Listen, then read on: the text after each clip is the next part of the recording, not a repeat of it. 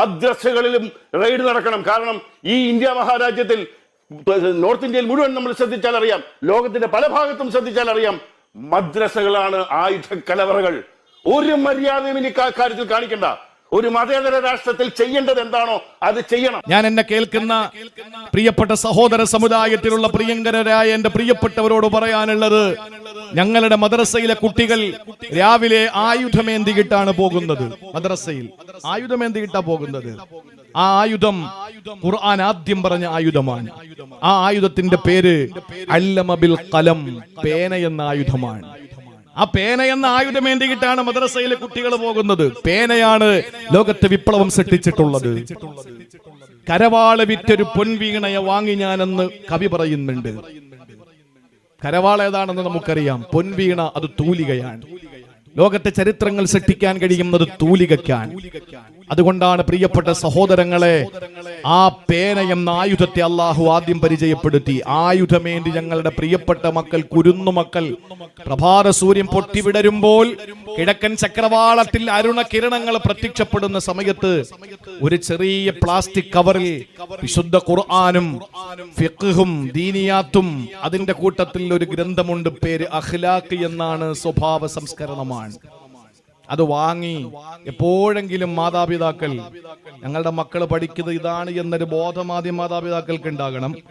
ആ അഖ്ലാഖ് വാങ്ങിയിട്ട് നമ്മുടെ സഹോദര സമുദായത്തിൽപ്പെട്ടവരോട് പറഞ്ഞു കൊടുക്കണം, ഞങ്ങളുടെ മദ്രസയിൽ പഠിപ്പിക്കുന്ന ഈ അധ്യായം അയൽവാസികൾ, അതില് മുസ്ലിമാകണമെന്ന കാര്യം പറയുന്നില്ല. അയൽവാസി എന്ന് പറയുന്ന ആള് 40 വീടിന്റെ ചുറ്റളവിലുള്ള ഒരു വീട്ടുകാരൻ ആ പട്ടിണി കിടക്കുന്നത് അറിഞ്ഞുകൊണ്ട് വയറ് നിറച്ചിട്ട് ഈ മദ്രസയിൽ പഠിക്കുന്ന കുട്ടിയുടെ പിതാവ് വയറ് നിറച്ച് ഭക്ഷണം കഴിച്ചാൽ യഥാർത്ഥ മുസ്ലിമല്ല എന്ന് പഠിപ്പിച്ചത് മഹാനായ നബി മുഹമ്മദ് മുസ്തഫ. 10 ഹജ്ജ് ചെയ്തു. 7 ലക്ഷം രൂപ വെച്ചിട്ട് 10 ഹജ്ജിനൊന്ന് കൂട്ടി നോക്ക്.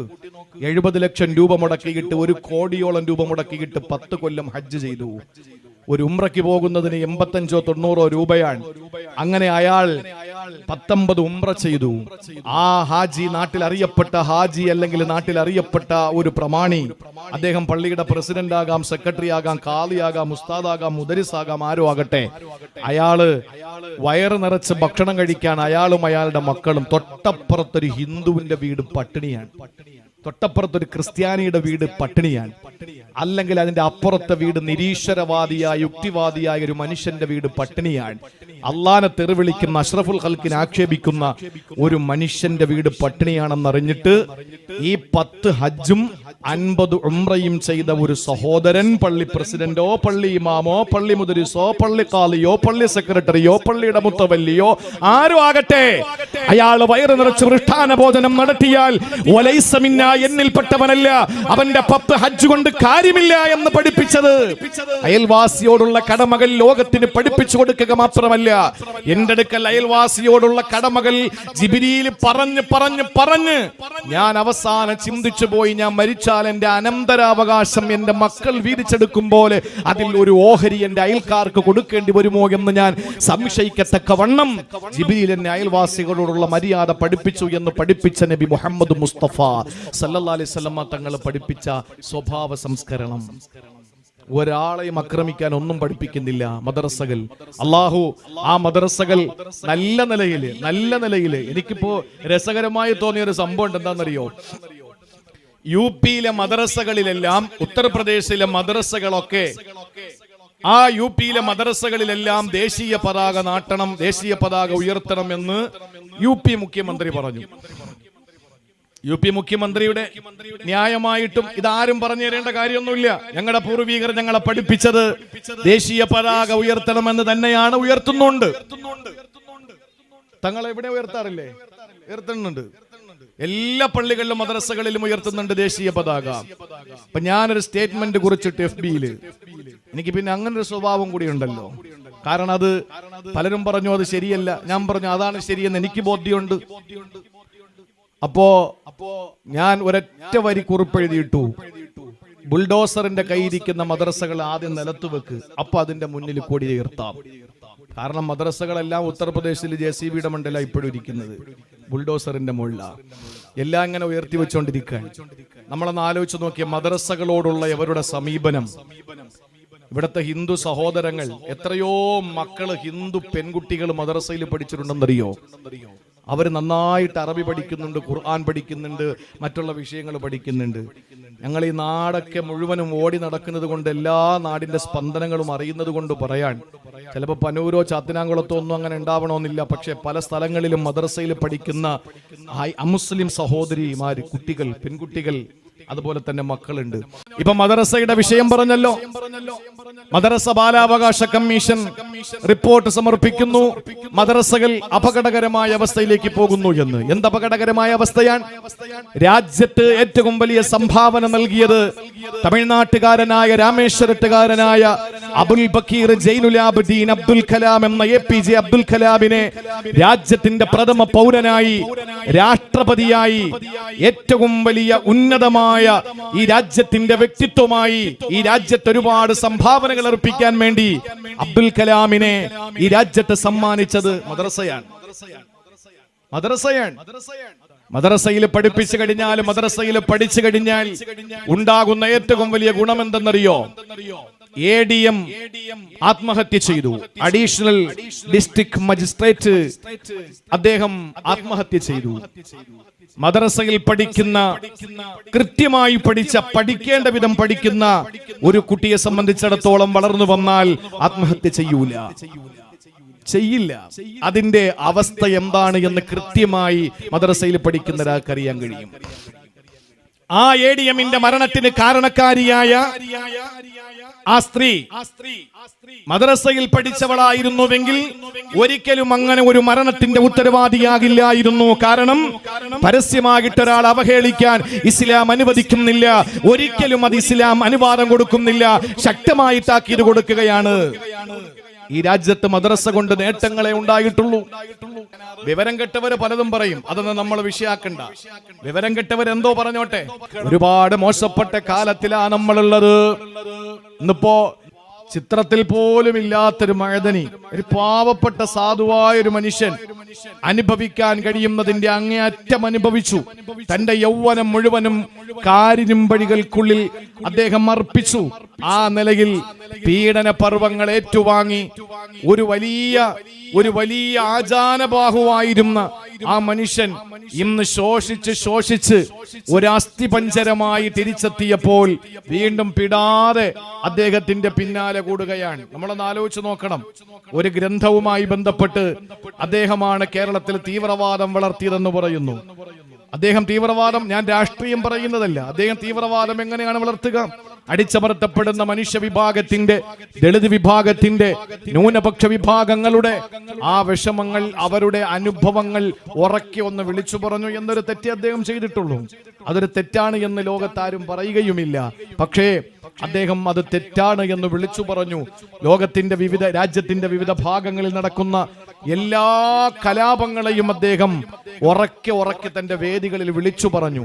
എന്നിട്ട് മുസ്ലിം ചെറുപ്പക്കാരെ ദീനിലേക്ക് അടുപ്പിക്കുകയും ആ ദീനിൽ അടിയുറച്ചു നിന്നുകൊണ്ട് അതിനെ ശക്തമായ രീതിയിൽ എതിർക്കണം, പ്രതിരോധിക്കണമെന്ന് പഠിപ്പിച്ചു. അല്ലാതെ അക്രമം അഴിച്ചു വിട്ടതല്ല.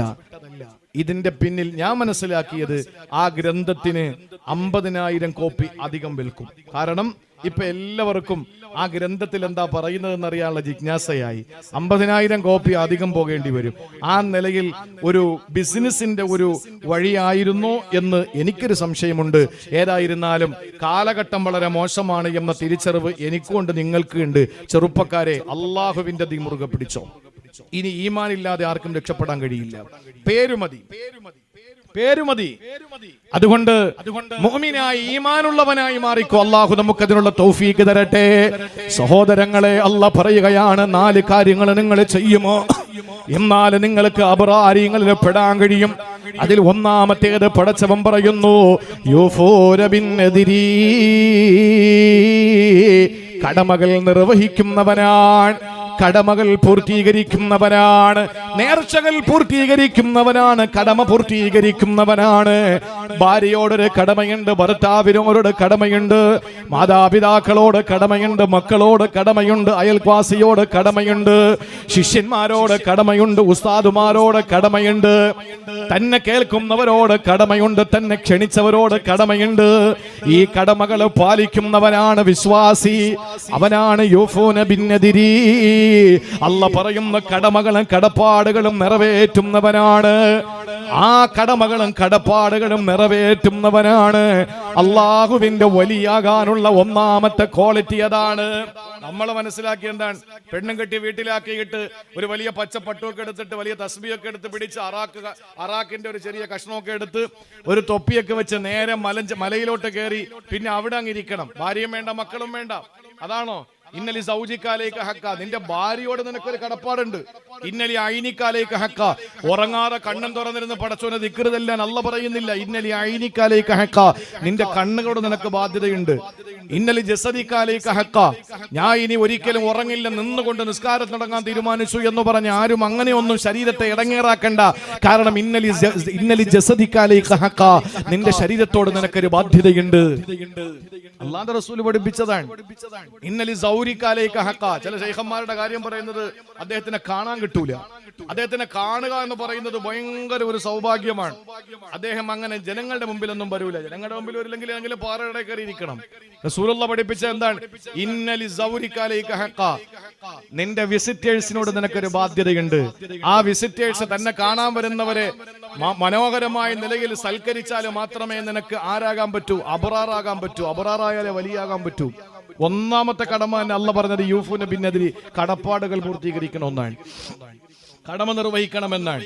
നബി തങ്ങൾ ആരെങ്കിലും മുസാഫഹത്ത് ചെയ്താൽ നമ്മളിപ്പോ ബറക്കത്ത് കൊടുത്ത് തേച്ചുകൊണ്ട് പോകാൻ, കാരണം സമയമില്ല. നമ്മൾ വലിയ ആളുകളായപ്പോ കയ്യിൽ പിടിക്കുന്ന ആളുകളെ കയ്യിൽ ഇങ്ങനെ തേച്ച് ബറക്കത്ത് കൊടുത്തോണ്ട് പോവാൻ. അഷ്റഫുൽ ഖൽക്കിന്റെ കയ്യിൽ ആരെങ്കിലും പിടിച്ച ആൾ വിടുന്നത് വരെ റസൂലുള്ള കൈവിടില്ലായിരുന്നു. നബിതങ്ങളെ പറ്റി പഠിപ്പിക്കുന്നത് അങ്ങനെയാണ്. നബിതങ്ങളുടെ ശൈലി അതാണ് സല്ലല്ലാഹു അലൈഹി വസല്ലം. പിടിച്ച ആള് കൈവിടുന്നത് വരെ വിടില്ല. അള്ളാഹുവിന്റെ ഹബീബ് നബി മുഹമ്മദ് മുസ്തഫ കടമകൾ പൂർത്തീകരിക്കുന്നവനാണ്. യൂഫൂന ബിന്നദർ, കടമകളും കടപ്പാടുകളും പൂർത്തീകരിക്കുന്നവരാണ്. ആളുകളോട് നമുക്കൊരു ബാധ്യതയുണ്ട്. പടച്ചവരോടുള്ള ബാധ്യതകൾ ഒരുപക്ഷെ വീഴ്ച വന്നു പോയാലും, ഇബാദത്തിൽ വീഴ്ച വന്നു പോയാലും, നമസ്കാരത്തിൽ കുറവ് വന്നു പോയാലും, നോമ്പിൽ വീഴ്ച വന്നു പോയാലും പടച്ചവനോട് കരളൊരുകി ദുആ ചെയ്താ പടച്ചോ മാപ്പ് തരും. പക്ഷേ പടപ്പുകളോടുള്ള ബാധ്യതകൾ പൂർത്തീകരിക്കാത്തവന് പടച്ചോ മാപ്പ് കൊടുക്കില്ല. അതുകൊണ്ടല്ലേ നബി തങ്ങളുടെ മുന്നിൽ വന്ന് പറയുകയാണ്, അബൂദർ റളിയല്ലാഹു തആല അൻഹു പറയുകയാണ്, ഒരാൾ റസൂലുള്ളാഹിന്റെ മുന്നിലേക്ക് കടന്നു വന്നിട്ട് ചോദിച്ചു, നബിയേ, അല്ലാഹുവിന്റെ ഹബീബേ, ഒരു മനുഷ്യൻ ചെയ്യുന്ന ഏറ്റവും വലിയ ശ്രേഷ്ഠമായ ഇബാദത്ത് ഏതാ? അല്ലാഹുവിന്റെ റസൂൽ ഇബാദത്തിനെ പഠിപ്പിച്ചു കൊടുത്തപ്പോൾ തിരിച്ചു ചോദിച്ചു, നബി അതിന് കഴിഞ്ഞില്ലെങ്കിലോ? അടുത്ത ഇബാദത്ത് പറഞ്ഞു കൊടുത്തു. അതിന് സാധിച്ചില്ലെങ്കിലോ? മൂന്നാമത് റസൂലുള്ള പറഞ്ഞതെന്താണ്? നീ ജനങ്ങൾക്ക് ഇടങ്ങേറാക്കാതിരിക്കുന്നതും ഇബാദത്താണ്. ഒരുപാട് കാര്യങ്ങൾ ചെയ്യാനും വേണ്ട, ആരെയും ഉപദ്രവിക്കാതെ മര്യാദക്കിരിക്കോ, അതും ഇബാദത്താണെന്ന് നബി മുഹമ്മദ് മുസ്തഫ. സ്വലാത്തല്ലേ നബി മുഹമ്മദ് മുസ്തഫ സല്ലല്ലാഹു അലൈഹി വസല്ലം. ഇത് സയ്യിദന്മാരുടെ പള്ളിയാണ്. നോട്ടീസിലുള്ളത് തന്നെ അങ്ങനെയാ, തങ്ങളുടെ തയ്ക്കാവും, തങ്ങളുടെ തയ്ക്കാവാണ്. അപ്പൊ അതുകൊണ്ട് സ്വലാത്തിന് യാതൊരു കുറവും വരുത്തണ്ട. നിങ്ങൾ ആലോചിച്ച് നോക്ക് എന്റെ പ്രിയപ്പെട്ട സഹോദരങ്ങളെ, ഒന്നും ചെയ്യാതെ ആർക്കും ഒരു ഉപകാരവും ചെയ്യണ്ട, ആർക്കും ഉപദ്രവിക്കാതിരുന്നാൽ മതി. അത് ഇബാദത്താണെന്ന് ആരംഭപ്പൂവായ ഹബീബ് നബി മുഹമ്മദ് മുസ്തഫ സല്ലല്ലാഹു അലൈഹി വസല്ലം പഠിപ്പിക്കുകയാണ്. അതുകൊണ്ട് നേർച്ചകൾ പൂർത്തീകരിക്കും എന്ന് പറഞ്ഞാൽ കടമകൾ, ബാധ്യതകൾ സമ്പൂർണമായി പാലിക്കും. രണ്ടാമത് അല്ല പറയുന്നു, രണ്ടാമത്തെ പ്രത്യേകത എന്താണ്? യഖാഫൂന യൗമൻ കാന ശർറുഹു മുസ്തതിറാ. അള്ളാഹുവിന്റെ ഖുർആൻ പറയുന്ന വാക്ക് നമ്മൾ ശ്രദ്ധയോടെ കേൾക്കണം. ഒരു ദിവസത്തെ പറ്റി അള്ളാഹു പരിചയപ്പെടുത്തുന്നത് കാന ശർറുഹു മുസ്തതിറാ. അന്ന് വിപത്തുകൾ ഇങ്ങനെ പറന്നു നടക്കുമെന്നാണ്. മുസ്തതിറാ ഇങ്ങനെ ചിറക് വിടർത്തിയിട്ട് പറന്നു നടക്കുമെന്നാണ്. ആ ദിവസം ഏതാണ്? അത് ഈ കാലഘട്ടമല്ല. ശർറ് പറന്നു നടക്കുന്ന, വിപത്ത് പറന്നു നടക്കുന്ന, ഫിത്ന പറന്നു നടക്കുന്ന കാലം ഇതല്ല. അതേതാണ്? യഖാഫൂന യൗമൻ കാന ശർറുഹു മുസ്തതീറാ. ആഖിറത്തെ പറ്റിയാണ് പടച്ചവനെ പരിചയപ്പെടുത്തുന്നത്. അന്നത്തെ വിപത്ത് വല്ലാത്ത വിപത്താ, അന്നത്തെ പ്രയാസം വല്ലാത്ത പ്രയാസമാ, അന്നത്തെ നാശം വല്ലാത്ത നാശമാണ്. ആ നാശത്തെ നിങ്ങൾ പേടിക്കലാണ്. ചോദിക്കട്ടെ ചാത്തിനാങ്കുളത്തുകാരാ, ആഖിറത്തെ പറ്റി നിങ്ങൾക്ക് വല്ലതും അറിയോ? ഞാൻ 1000 വട്ടം പറയാ. എന്നെ കേൾക്കുന്ന തക്കാവിൽ ഈ പരിശുദ്ധമായ മജ്‌ലിസിൽ ഒരുമിച്ച് കൂടിയ, ഈ അനുഗ്രഹീതമായ മജ്‌ലിസിൽ ഒരുമിച്ച് കൂടിയ എന്നെ കേൾക്കുന്ന ഒരു പുരുഷന്മാർക്കും ആഖിറത്തെ പറ്റി അറിയില്ല. എന്നെ കേൾക്കുന്ന സഹോദരിമാർക്കും അറിയില്ല. ഈ വേദിയിരിക്കുന്ന ഉസ്താദുമാർക്കും അറിയില്ല. ഈ പറയുന്ന എനിക്കും അറിയില്ല. കാരണം എന്റെ വാക്കല്ല, മുത്തുനബി പഠിപ്പിച്ചതെന്തെന്നറിയോ? ലൗ യഅലമിൽ മർഉ മാ യഅതീഹി ബഅദൽ മൗത്ത്. മരണത്തിന് ശേഷമുള്ള പരലോകത്തിന്റെ ഘട്ടത്തെ പറ്റി ആർക്കെങ്കിലും എന്തെങ്കിലും അറിയുമായിരുന്നെങ്കിൽ മാ അകല അഖിലതൻ വലാ ശരിബ ശർബതൻ ഇല്ലാ വഹുവ യദ്രിബു അലാ സദ്രിഹി വയബ്കി. അഷ്റഫുൽ ഖൽഖ് പറയുകയാണ്, ഇമാ ത്വബറാനി റിപ്പോർട്ട് ചെയ്യുന്ന ഹദീസാണ്. ആരെങ്കിലും ഒരാൾ മരണശേഷമുള്ള ജീവിതത്തെ പറ്റി എന്തെങ്കിലും അറിയുമായിരുന്നെങ്കിൽ, വാപ്പ മരിച്ച മക്കളെ, ഭർത്താവ് മരിച്ച ഭാര്യ, ഭാര്യ മരിച്ച ഭർത്താവേ, മരണപ്പെട്ടു പോയ വാപ്പയും ഉമ്മയും മരണപ്പെട്ടു പോയ മക്കളോട് ചോദിക്കുകയാ, അവരുടെ ഇന്നത്തെ അവസ്ഥ നിങ്ങൾക്കറിയോ? മരിച്ചതിന് ശേഷം എന്താ ഖബറിൽ നടക്കുന്നത്? അവിടെ നിന്ന് സിറാത്തിൽ എന്താണ്? അവിടെ നിന്നും മഹ്ശറയിൽ എന്താണെന്ന് അറിയുന്ന ആരെങ്കിലും ഉണ്ടായിരുന്നെങ്കിൽ, ഹബീബായ മുസ്തഫായ നബി പറയുകയാണ്, അവരൊരുള ഭക്ഷണം കഴിക്കില്ല, വലാ ശരിബ ശർബ, ഒരു കവള് വെള്ളം കുടിക്കില്ല, ഇല്ലാ വഹുവ യബ്കി വയദ്രിബു അലാ സദ്രിഹി. നെഞ്ചത്തടിച്ച് കരഞ്ഞിട്ടല്ലാതെ കുടിക്കാനും തിന്നാനും അവർക്ക് കഴിയില്ലെന്ന് ഇന്നേ വരെ കളവ് പറയാത്ത മുഖ്ബിറേ സാദിഖ് നബി മുഹമ്മദ് മുസ്തഫ. ഞാൻ ഉച്ചഭക്ഷണം കഴിച്ചു, വൈകുന്നേരം ചായ കുടിച്ചു, ഞാൻ നെഞ്ചത്തടിച്ച് കരഞ്ഞിട്ടില്ല. അത് എന്തുകൊണ്ടാണ്? മരണശേഷം എന്താ നടക്കുന്നതെന്ന് എനിക്കറിയില്ല. നിങ്ങൾ ഉച്ചഭക്ഷണം കഴിച്ച്, ഒരുപക്ഷെ രാത്രിയിലെ ഭക്ഷണം കഴിച്ച്, ഡിന്നർ കഴിച്ചുകൊണ്ട് എന്റെ മുന്നിലിരിക്കുന്നവരാകാം. പക്ഷേ നിങ്ങൾ വൈകുന്നേരം ഭക്ഷണം കഴിച്ചപ്പോ കരഞ്ഞില്ലല്ലോ. എന്താ കരയാത്തത്? എന്താ കരയാത്തത്? ഈ വേദിയിരിക്കുന്ന ഉസ്താദുമാര് കരഞ്ഞിട്ടില്ല. അവരും ഭക്ഷണം കഴിച്ചു വന്നു. എന്തുകൊണ്ടാണ് കരയാൻ കഴിയാത്തത്? എന്തുകൊണ്ടാണ്? പരലോകത്തെ പറ്റി നമുക്ക് അറിയാൻ സാധിച്ചില്ല എന്നുള്ളത് കൊണ്ടാണ്. അതുകൊണ്ട് പരലോകത്തെ പറ്റി നമ്മൾ അറിഞ്ഞിരുന്നെങ്കിൽ, ആ അറിയിപ്പ് നമുക്ക് അല്ലാഹു തരുമ്പോ, പടച്ചതമ്പുരാന്റെ അള്ളാന്റെ ഹബീബിന്റെ നാവിലൂടെ ലോകത്ത് പഠിപ്പിക്കുമ്പോ, അത് അറിയേണ്ട വിധം നമ്മൾ പഠിച്ചിട്ടില്ല. പഠിച്ചിരുന്നുവെങ്കിൽ നമ്മൾ വെള്ളം കുടിക്കില്ല, ഒരു തുള്ളി വെള്ളം നമ്മൾ കുടിക്കില്ല, ജനപാനം നടത്തില്ല, ഒരു കവള് ഭക്ഷണം നമ്മൾ കഴിക്കില്ല. കരഞ്ഞിട്ടും നെഞ്ചത്തടിച്ചിട്ടുമല്ലാതെ കഴിക്കാനും കുടിക്കാനും കഴിയില്ലെന്ന് നബി മുഹമ്മദ് മുസ്തഫ. ആ ദിവസത്തെയാണ് പേടിക്കേണ്ടത്. യഖാഫൂന യൗമൻ കാന ശർറുഹു മുസ്തതീറാ. ഇങ്ങനെ ശർറ് പറന്ന് നടക്കുന്ന ദിവസത്തെ പേടിക്കലാണ്. വിശദീകരിക്കുന്നില്ല. മൂന്നാമതായിട്ട് ഖുർആൻ പറയുന്നു, മൂന്നാമതായിട്ട് നമ്മൾ ചെയ്യേണ്ടത് എന്തെന്നറിയോ? ആഖിറത്തെ പറ്റി ഭയമാണ് രണ്ടാമത്തേത്. ഒന്ന് ഇബാദത്തുകൾ, അഥവാ പൂർണ്ണമായി നമ്മൾ ചെയ്യുന്ന കടമകൾ. ഇനി മൂന്നാമത് അല്ലാഹു പറയുന്നത്, വയുത്ഇമൂന തുആമ അലാ ഹുബ്ബിഹി മിസ്കീനൻ വയതീമൻ വഅസീറാ. വിശക്കുന്നവന് ഭക്ഷണം കൊടുക്കണം. ഔലിയാക്കൾ എന്ന് പറഞ്ഞാൽ അവര് സ്വന്തമായി കഴിച്ചിട്ട് മറ്റുള്ളവരെ പരിഗണിക്കാത്തവരൊന്നും അല്ല. ഔസുൽ അഅ്ലമിന്റെ ഒരു വാക്ക് മാത്രം മതി നമുക്കത് മനസ്സിലാക്കാൻ. ഔസുൽ അഅ്ലം എന്താ പറഞ്ഞത്? ഫതഷ്തുൽ അമാല കുല്ലഹ. ഇസ്ലാമിന്റെ കർമ്മ അനുഷ്ഠാനങ്ങളെ മുഴുവനും ഞാൻ തലനാരിഴ പരിശോധന നടത്തിയപ്പോൾ ഫമാ വജത്തു അഫ്ളല മിൻ ഇത്ആമി തആം. ഭക്ഷണം കൊടുക്കുന്നതിനോളം പുണ്യമുള്ള അമല് ഇസ്ലാമിന്റെ അനുഷ്ഠാനങ്ങളിൽ ഞാൻ കണ്ടിട്ടില്ല. ഇസ്ലാമിന്റെ അനുഷ്ഠാനങ്ങൾ ഞാൻ കണ്ടിട്ടില്ല. ഏറ്റവും ശ്രേഷ്ഠമായ അമല് ഞാൻ മനസ്സിലാക്കിയത് ഭക്ഷണം നൽകലാണ്.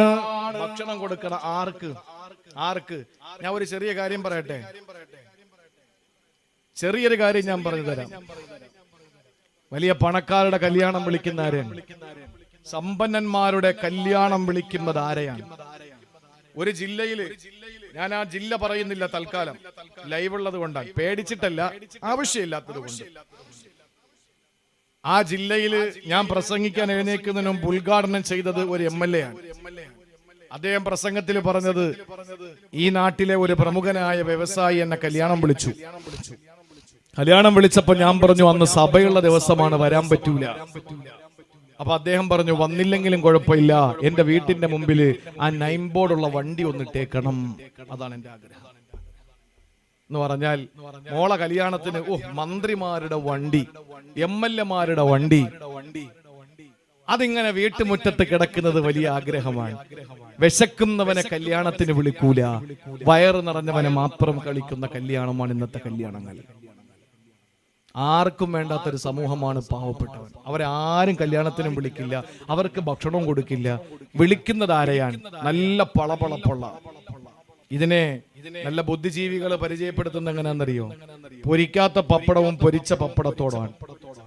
ഈ പാവപ്പെട്ടവൻ പൈസയൊന്നും ഇല്ലാത്തവൻ പൊരിക്കാത്ത പപ്പടം പോലെയാണ്. പൊടിയും പിടിച്ച് എടുത്തിട്ട് അവിടെ കിടക്കും, അപ്പുറത്തെടുത്തിട്ട് അവിടെ കിടക്കും, അവിടെ നിന്ന് എടുത്തിട്ട് അവിടെ കിടക്കും. അതാണ് പൊരിക്കാത്ത പപ്പടം, അല്ലേ?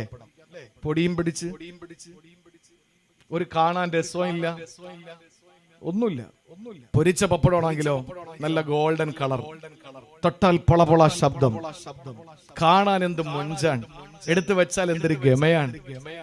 പക്ഷേ നിങ്ങൾ ആലോചിച്ച് നോക്കൂ, ഈ പൊരിക്കാത്ത പപ്പടം 10 നില കെട്ടിടത്തിന്റെ മുകളിൽ നിന്നെടുത്ത് താഴെ എറിഞ്ഞാലും അതിന് ഒരു ദോഷം ഉണ്ടാവില്ല, അങ്ങനെ തന്നെ നിലത്ത് കിടക്കും.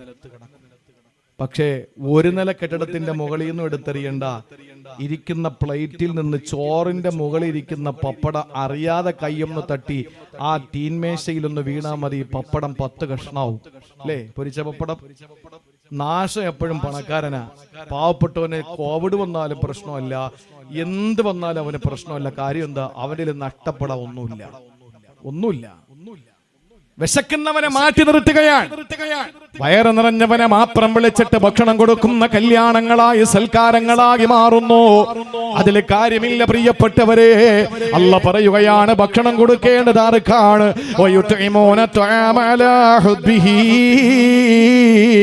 ആദ്യമേ അല്ല പറഞ്ഞത് നിനക്ക് വയറ് നിറഞ്ഞിട്ട് ബാക്കി കൊടുക്കുന്നതല്ല. വലിയ വലിയ മുതലാളിമാരുടെ കല്യാണത്തിന് ചോറ് ചെമ്പ് ബിരിയാണികൾ വെക്കാറുണ്ട്. അതിൽ 2 or 3 ചെമ്പ് ബിരിയാണി മിച്ചം വന്നാ അത് പാവപ്പെട്ട നാട്ടുകാർക്ക് കൊടുക്കൂ, അല്ലെങ്കിൽ ഏതെങ്കിലും ക്യാമ്പിൽ കഴിയുന്നവർക്ക് കൊടുക്കൂ, അതുമല്ലെങ്കിൽ പള്ളിയിലെ ദർസിലെ മുത്തഅല്ലിമീങ്ങൾക്ക് കൊടുക്കൂ.